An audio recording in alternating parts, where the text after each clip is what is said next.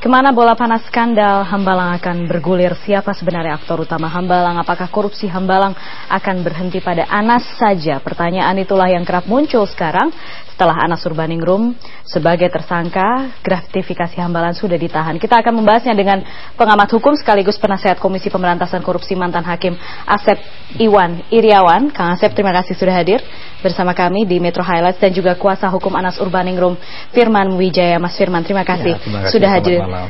Saya ke Mas Firman dulu. Akan memperadilankan proses hukum ini, segitu cacatnya kah proses hukum yang kemarin dilakukan oleh KPK kepada Anas Urbaningrum? Ya, saya mengatakannya begini. Ada yang menarik dari kasus perjalanan Mas Anas ini, sejak dari ada yang saya sebut abnormal proses ya, sprindik bocor, kemudian LP yang dan lain-lain itu.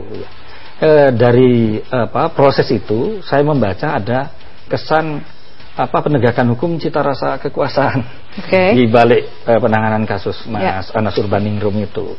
Ya, dari yang saya rangkaikan tersebut, ini bisa dilihat dari perjalanannya bagaimana seorang Anas Urbaningrum dan karakter kasus Anas Urbaningrum ini ketika saya menyebut istilahnya from Jeddah with sprindik, kira-kira begitu.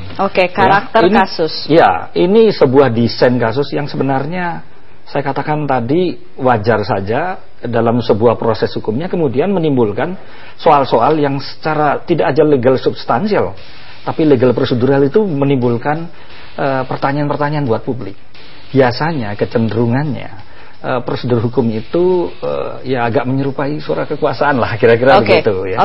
Biasanya kalau upaya paksa misalnya penahanan, karena di undang-undangnya disebutkan itu dapat ya fakultatif, pilihan bukan kewajiban. Tetapi ini menjadi langkah yang justru ya upaya paksa ini menjadi upaya yang semacam dipaksa-paksa begitu, karena kita kan juga melihat ada persoalan substansial yang cukup membingungkan dalam kasus ini. Jadi memang Anda dari awal sudah kemudian mengumpulkan semuanya, sudah disetting semuanya. Ini memang sejak awal sudah kita petakan. Semuanya itu. Ini memang semua ini bentuk perlawanan. Ya, maksudnya di balik kasus ini memang jelas kuat faktor kekuasaan. Ini kan persoalan rivalitas politik yang kemudian menjadi persoalan. Tunggu, yang Anda lawan di sini itu siapa sih sebenarnya? Loh kan sudah jelas bahwa kasus ini bermula dari terpilihnya Mas Anas Urbaningrum dalam Kongres Partai Demokrat. Itu jelas. Itu post factum yang tidak bisa diingkari. Nah, sejarah perjalanan kemudian ketika Mas Anas berhasil menjadi ketua umum Partai Demokrat, ini kemudian menjadi penyakitnya. Gitu.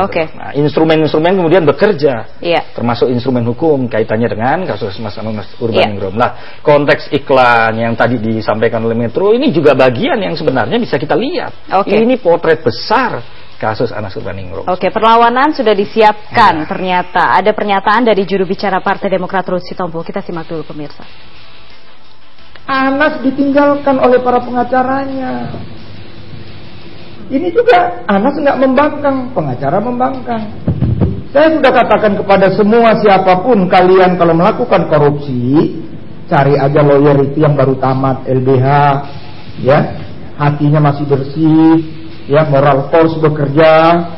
Ngapain cari lawyer papan atas dibayar mahal, ya, dia beken, kalian jadi kelinci percobaan. Nah, inilah akibatnya.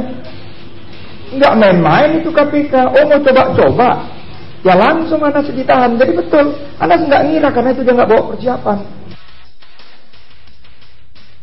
Itu tadi pernyataan dari Ruhut Sitompul menyatakan Anas Urbaningrum ditinggalkan oleh pengacaranya.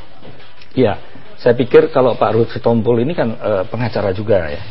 Yang bicara tadi itu naluri politiknya, bukan naluri profesinya.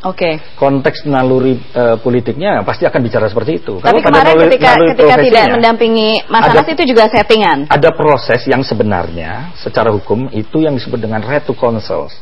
Ada bentuk komunikasi antara profesi dengan kliennya, di mana di situ ada pilihan-pilihan, ada opsi.